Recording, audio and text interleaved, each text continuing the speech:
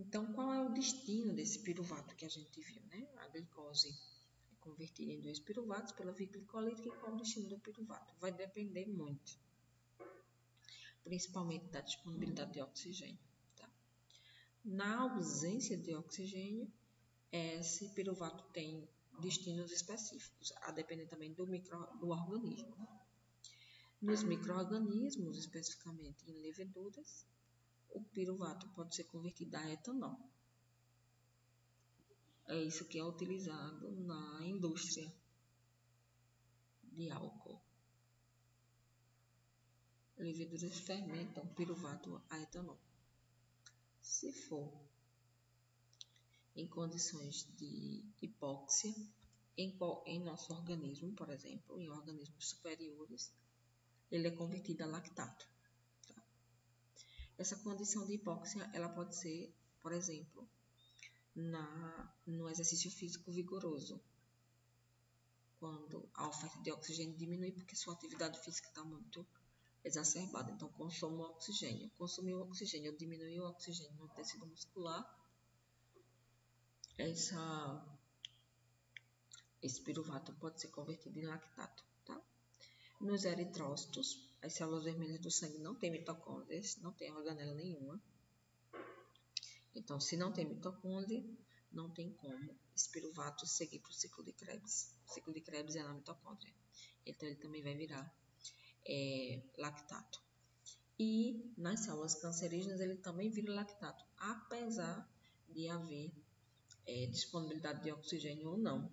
Lá, ela vai sempre optar pela via de lactato, tá? Para evitar a via mitocondrial e a produção de radicais livres. Então, ela tem uma via paralela de conversão de glicose a lactato. Esse ácido lático sai da célula cancerígena e ele acidifica o meio. Nesse ambiente acidificado, esse ambiente acidificado é de interesse da própria célula tumoral. Mas se houver necessidade energética e se houver disponibilidade de oxigênio, o piruvato segue outro caminho. Ele é convertido em acetil, ele entra no ciclo de Krebs, produz NAD/FAD, e NAD/FAD vai para a cadeia transportadora de elétrons, e na cadeia transportadora de elétrons vai produzir água, o CO2 é no ciclo de Krebs, mas também vai criar um ambiente propício para a síntese de ATP através da fosforilação oxidativa, que são os 2 próximos passos que a gente vai ver a partir de agora. Ciclo de Krebs e, em seguida, cadeia transportadora de elétrons e fosforilação oxidativa. Então, são 3 etapas. Então, a via glicolítica ela acontece no citoplasma da célula. E aí, o produto final dela é o piruvato. Esse piruvato, ele é então transportado para a mitocôndria. Na mitocôndria, o piruvato ele vai ser convertido em acetil coenzima A. Acetil coenzima A. Essa coenzima A é essa molécula toda aqui, tá? Quem está se ligando ao acetil é exatamente esse grupo tiol reativo. Então, aqui o piruvato ele foi primeiro descarboxilado, ele perdeu aquele CO2 dele. E aí no carbono 2, então, vai ocorrer a ligação da coenzima A, formando o acetil-CoA. Essa conversão de piruvato a acetil-CoA acontece através da atividade de 3 enzimas. Estão representadas aqui em cores diferentes, tá? A primeira é a piruvato desidrogenase, a segunda dihidrolipoil transacetilase e a terceira dihidrolipoil desidrogenase. Nessas enzimas a gente tem as coenzimas, são 5. Tiaminopirofosfato, que é a TPP, NAD, aqui ó, FAD, a enzima 3, coenzima A, que está aqui, na enzima 2, e o lipoato. Então, vamos entender como é que acontece a reação. Aqui eu tenho o piruvato. A primeira reação é de descarboxilação. Então, essa enzima ela vai remover o CO2 e vai transferir esse grupamento para o TPP. O TPP transfere esse acetil para a enzima 2. Na enzima 2, o acetil ele é transferido para esse resíduo de lisina, onde vai estar o lipoato. O lipoato está ligado à lisina, o lipoato está aqui representado nessa corzinha azul. O lipoato recebe o acetil que sobrou da descarboxilação e então transfere ele para a coenzima A, formando então acetil-CoA. Nessa reação aqui, o resíduo lipoílico ele vai ficar totalmente reduzido. Então, ele vai precisar ser reoxidado para retomar a reação. Observe que aqui é um processo cíclico. Os hidrogênios os hidrogênios e seus elétrons do lipoato é transferido para o FAD, transformando FAD em FADH2. O FADH2 transfere seus hidrogênios e elétrons para o NAD, convertendo NAD em NADH mais H+. Tá? Então, o objetivo desse processo todo aqui, que a gente observa, é a produção do acetil-CoA. Paralelamente a isso, a gente tem também a produção do CO2 e a produção de um NAD. Tá? Então, essa reação ela não é uma reação do ciclo, ela é uma reação de preparação do acetil para ele entrar no ciclo. Indivíduos que têm mutações nessas enzimas vai ter uma dificuldade de converter piruvato a acetil. Consequentemente, esse piruvato é convertido em lactato. Esses indivíduos desenvolvem uma doença chamada acidose lática, porque é produzido ácido lático. Então, ácido lático, acidose lática congênita, porque é uma doença hereditária, né, que se desenvolve desde os primeiros dias de vida, né, porque essas enzimas estão praticamente em todas as nossas células.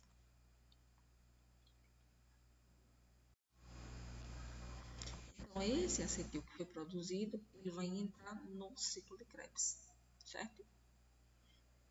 O ciclo de Krebs, como está representado aqui, ele é um ciclo em 8 etapas. Etapa 1, 2, 3, 4, 5, 6, 7, 8. Então, a gente vai estudar também todas as etapas do ciclo de Krebs. A primeira etapa é uma etapa de condensação do acetil com o oxalacetato, formando o citrato. Tá? Então, o oxalacetato é um intermediário do ciclo, tem 4 carbonos, ele se liga ao acetil e forma um citrato com 6 carbonos. Nessa reação, entra uma molécula de água para compor o citrato e sai a coenzima A.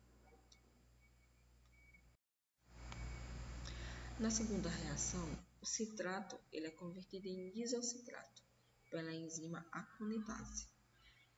A aconitase ela realiza sua reação em 2 etapas. A primeira é formando cis-aconitato com a saída da água. E a segunda, ela vai converter cis-aconitato em isocitrato com a entrada da água. A diferença de citrato e isocitrato é apenas a posição da hidroxilo do hidrogênio nesses 2 carbonos da molécula. Tá? Então, é uma organização estrutural para a próxima reação. O isocitrato é convertido em alfa-cetoglutarato na terceira reação. Essa é uma reação importante. Primeiro, porque ela é a primeira reação produtora de NAD.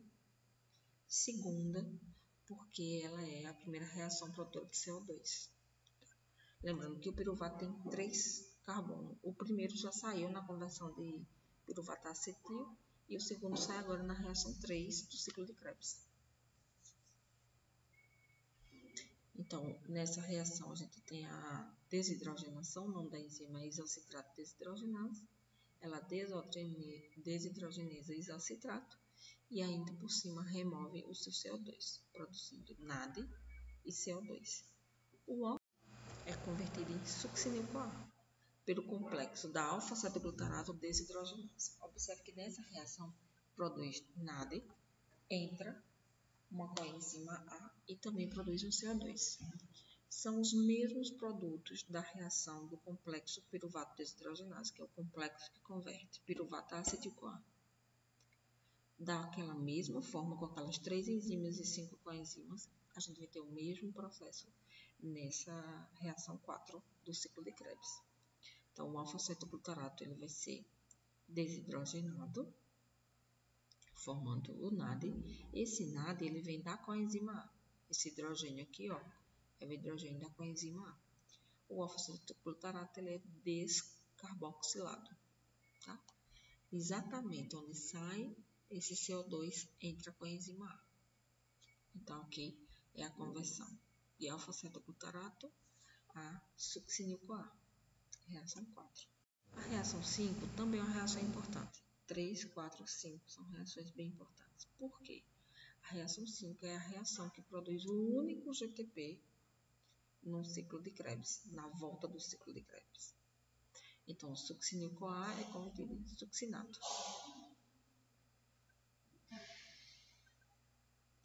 O succinil-CoA ele vai perder essa coenzima A. E a energia da ligação entre a coenzima A e esse carbono é utilizada para ligar um GDP a um fosfato inorgânico, produzindo então GTP. O que sobra? Succinato. O GTP é produzido por essa enzima succinil-CoA sintetase, porque essa enzima ela só utiliza GTP como seu cofator, ela não usa ATP. Mas esse GTP ele pode ser usado para converter ADP em ATP. Esse fosfato dele é transferido para o ADP, produzindo ATP. E aí, então, o GDP, que é o cofator da enzima, está regenerado para a próxima reação do ciclo.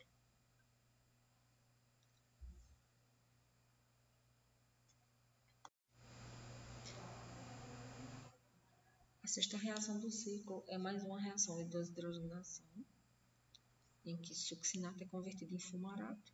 E como vocês podem observar, 2 hidrogênios e seus elétrons são removidos do succinato para o FAD, formando FADH2. Essa enzima, succinato desidrogenase, ela é uma enzima que está presa na membrana interna da mitocôndria. Ela é o complexo 2 da cadeia transportadora de elétrons. Isso significa que o ciclo de Krebs acontece bem próximo a essa cadeia, de modo que a sexta reação do ciclo é uma enzima que está presa na cadeia, está presa na membrana da mitocôndria interna, né, da mitocôndria, e ela é o complexo 2 da cadeia transportadora de elétrons. Eu vou falar dela mais a seguir, tá?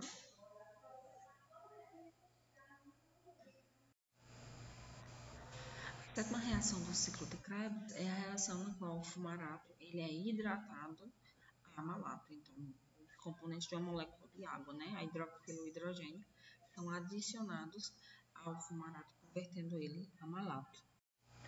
E o malato é, então, desidrogenado a oxalacetato. A malato desidrogenase é uma enzima que atua nos 2 sentidos, né? A reação é reversível, ela pode transformar tanto o malato a oxalacetato quanto o oxalacetato a malato. Essa informação é importante para vocês quando a gente for ver gliconeogênese, tá? Por isso que eu estou chamando a atenção. Mas aqui no ciclo ela segue convertendo o malato a oxalacetato. E aí a diferença é exatamente que o malato perde seus 2 hidrogênios com seus elétrons para o NAD, formando NADH mais H+, e o produto da reação é então o oxalacetato, fechando então, né, o ciclo. Então, qual é o balanço geral do ciclo de Krebs? Entra um piruvato, 4 NAD, 1 FAD. E vai sair 3 CO2, 1 GTP, 4 NAD, 1 FAD. Isso é para um piruvato. Se for a partir da glicose, a gente duplica tudo. Fica 6 CO2, 2 GTPs, 8 NAD e 1 FAD. Observe que até aqui a gente teve a produção apenas de um GTP ou ADP no ciclo e 2 que foram lá da via glicolítica, né? Que é o saldo positivo da via glicolítica, 3 só. E o restante, né? Onde é que vai ser produzido? A energia da molécula de glicose ela foi transferida para os 4 NADs e para o 1 FAD, tá? Se considerar a partir de uma glicose, 8 NAD e 1 FAD. Então, essas moléculas são as nossas moedas energéticas que serão utilizadas na próxima via metabólica chamada cadeia transportadora de elétrons, que é o que a gente vai ver a partir de agora. Então, a cadeia transportadora de elétron é um complexo proteico que está presente na membrana interna da mitocôndria, certo? Nessa membrana interna da mitocôndria.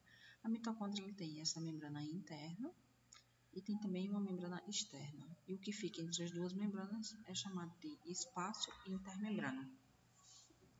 Essa membrana externa, ela é não enrugada, né? Enquanto a membrana interna ela forma essas cristas mitocondriais.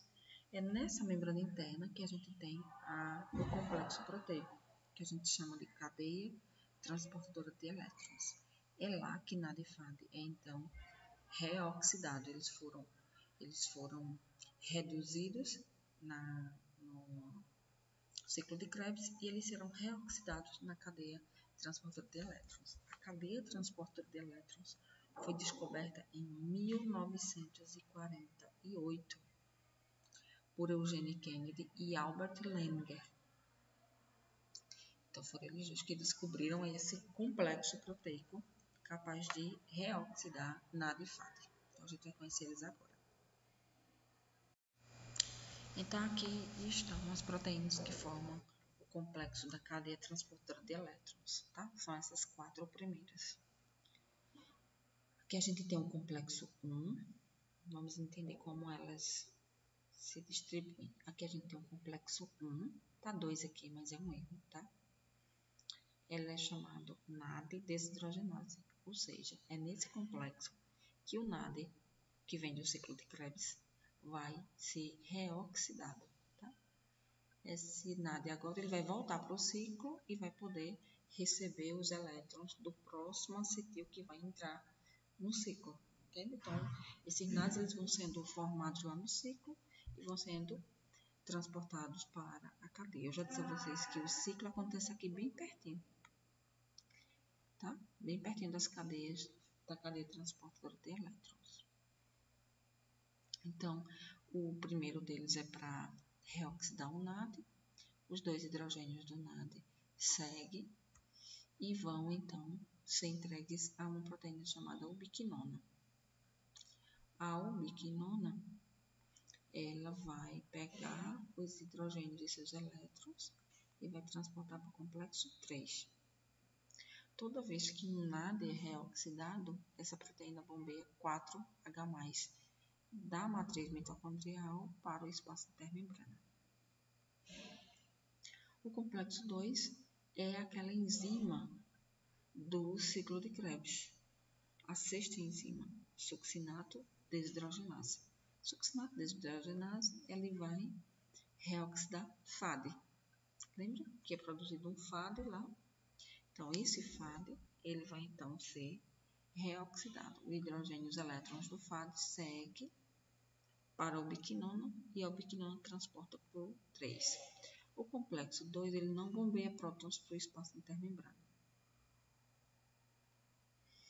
O complexo 3 ele vai transportar os elétrons que chegam da ubiquinona para o complexo 4. Quem faz esse transporte é uma proteína transmembrana é uma proteína que fica livre no espaço intermembrana chamada citocromo C. Quem é transmembranar é a ubiquinona. Então, o citocromo C recebe os elétrons da ubiquinona e transporta eles para o complexo 4.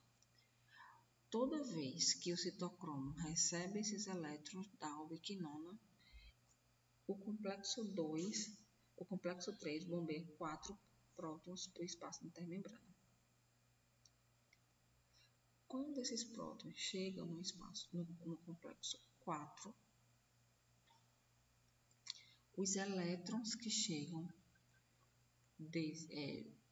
juntamente com o citocromo, eles são utilizados para reduzir o oxigênio, que é, na verdade, o oxigênio da nossa respiração. A gente respira, o oxigênio é, então, transportado para a célula, e nas células ele vai vir para o complexo 4, da cadeia transportadora de elétrons. Só que ele vem na forma de O2. São dois oxigênios compartilhando elétrons entre si. Então, eles são reduzidos, ou seja, eles recebem esses elétrons que chega do citocromo, né? E se tornando dois átomos de oxigênio separados. E aí, então, esse oxigênio se liga, cada um deles a dois hidrogênios, produzindo, então, duas moléculas de água, tá?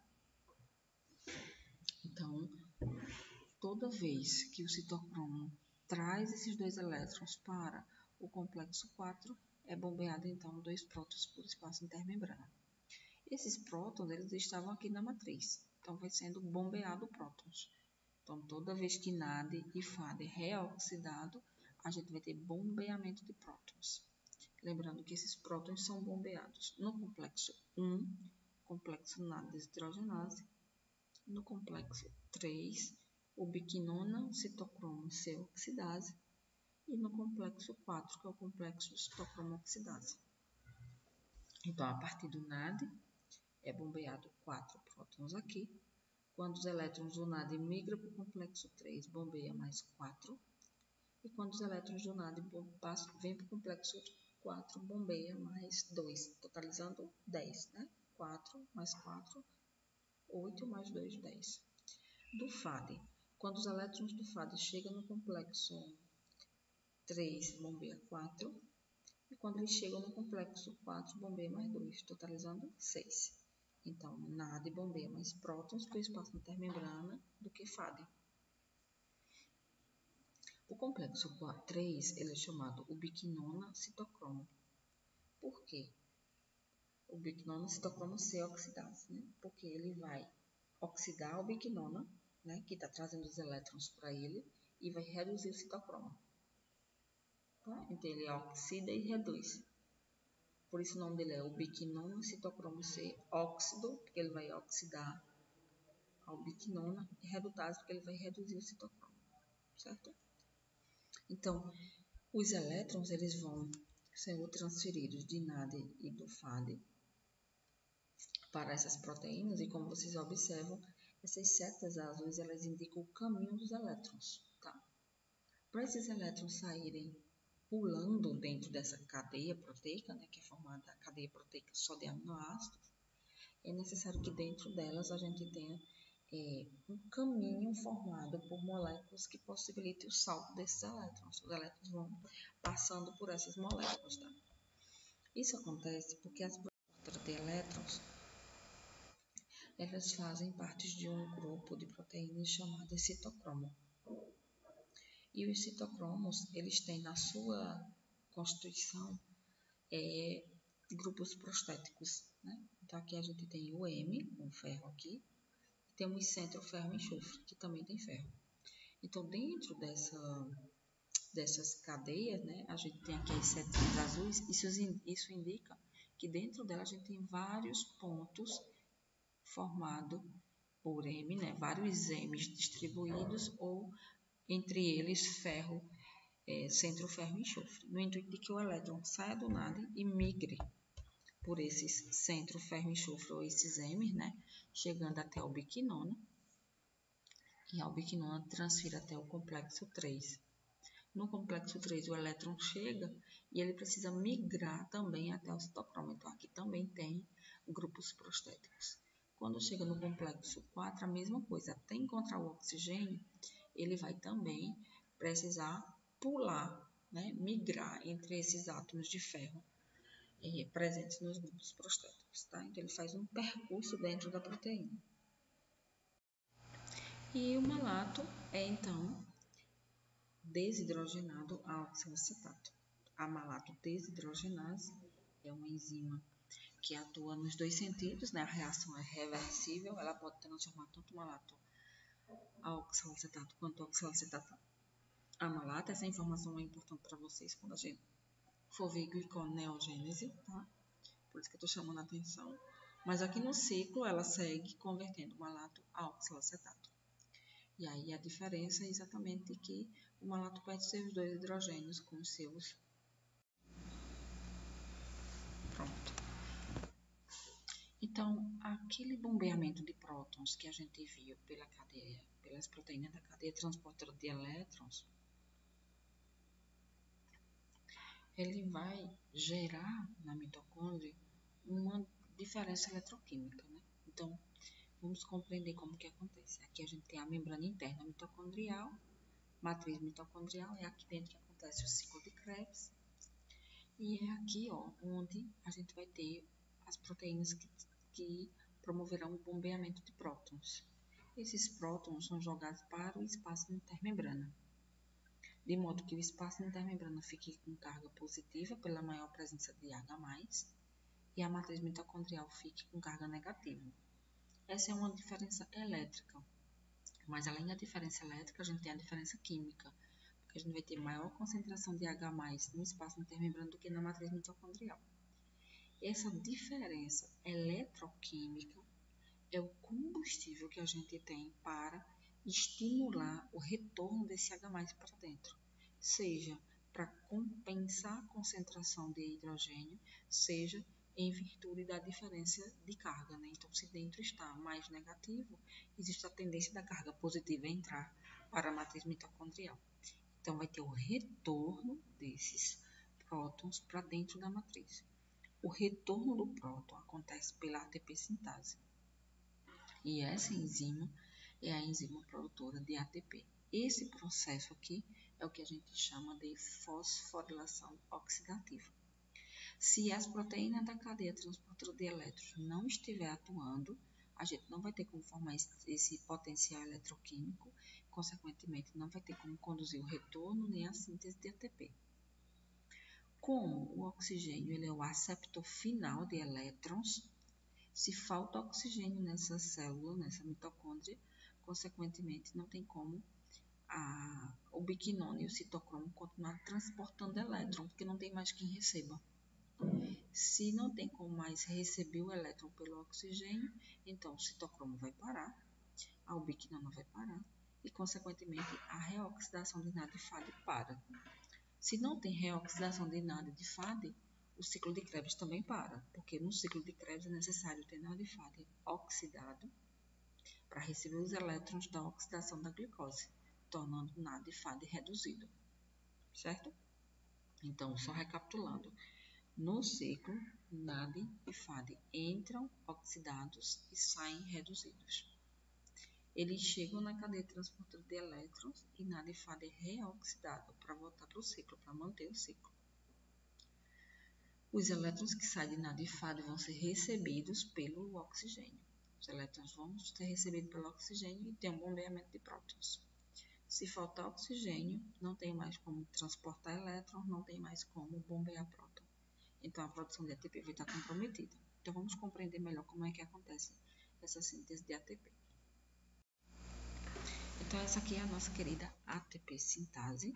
Tá?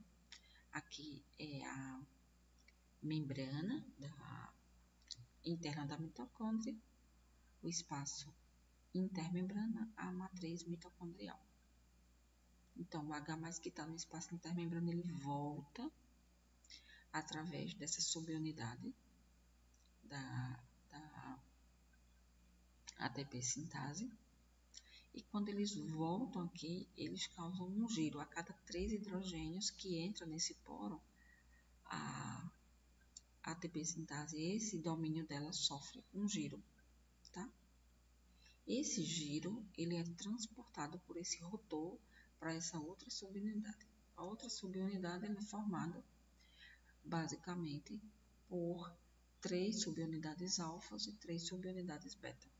As alfas são subunidades reguladoras e a beta são as subunidades de síntese de ATP.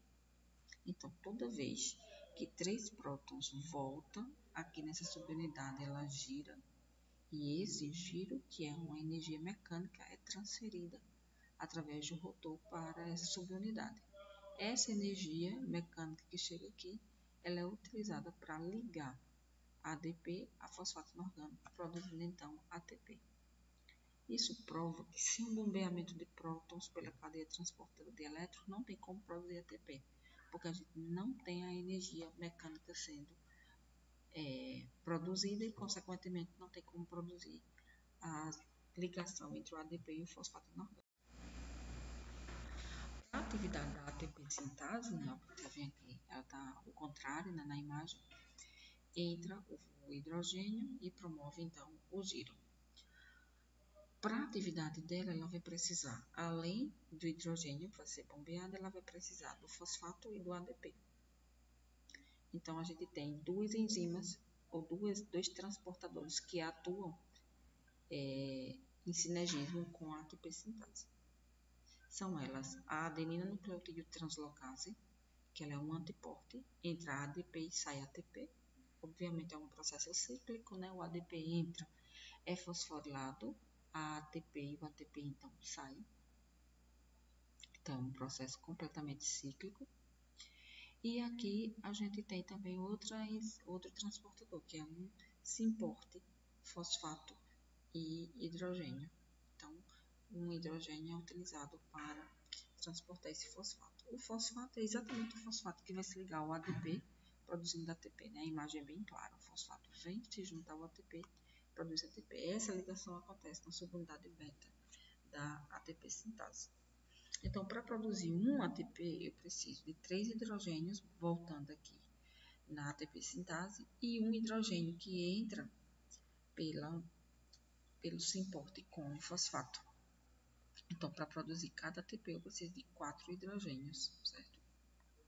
Hidrogênios que foram bombeados pela cadeia transportadora de elétrons. Sendo assim, é muito fácil de calcular quantas moléculas de ATP a gente produz a partir de uma glicose. Então, a gente recapitula aqui, a partir de um NAD a gente bombeia 10. A partir de um FAD a gente bombeia 6. Então, vamos lá. Vamos ver, desde a via glicolítica até a fosforilação oxidativa, quantos ATPs a gente produz. Na glicólise, a gente produz 2 ATPs, ao saldo final, 2 NAD citosólicos. Esse NAD ele pode ser tanto utilizado no citosol, como ele pode ir para a mitocôndria. Dependendo de onde ele fique, ele vai interferir na produção total de ATP. Temos a oxidação do piruvato a acetil, que libera 2 NAD.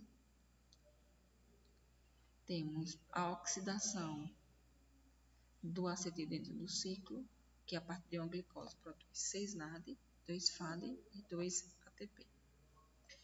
Então, 2 NAD citosólico, ele pode produzir de 3 a 5 ATPs. Lembrando que cada NAD bombeia 10H+. E para produzir um FAD, eu utilizo 4H+. Então, ele vai estar gerando ali 5 ATPs. Temos 2 ATPs que vêm da via glicolítica, os 2 NAD, produzindo 5 ATPs, porque 2 NAD, cada NAD bombeia 10, que vão dar 20H+. Se a gente dividir 20 por 4, dá 5. 5 NAD, 5 ATPs. Temos também dentro do ciclo 6 NAD, cada NAD bombeia 10, é 60H+. A gente vê que 60H+ são bombeados para o espaço intermembrana e quando retorna 4 produz um ATP. 60 dividido por 4, 15. 2 FAD. FAD bombeia 6. 6 dividido por 4 vai dar 1,5. Mas aí são 2 FAD. Então bombeia 12. 12 dividido por 4, 3. E mais os 2 ATPs dá do ciclo de Krebs. Então, isso aqui tudo vai dar de 30 a 32 moléculas de ATP a partir de uma glicose, desde a via glicolítica, ciclo de Krebs, cadeia transportadora de elétrons, fosforilação oxidativa. Esse é o produto final de todas essas vias de reação. Tá? Então, essa é a primeira parte de revisão de metabolismo de carboidratos, digestão, via glicolítica, ciclo de Krebs, cadeia transportadora de elétrons e fosforilação oxidativa. Aqui é uma revisão breve, é somente mais para orientar vocês, mas vocês têm a aula que é ministrada em sala de aula e também tem os slides que são mais completos e o livro que vocês podem estar lendo, tá bom? Então, bom estudo para vocês, fiquem em paz.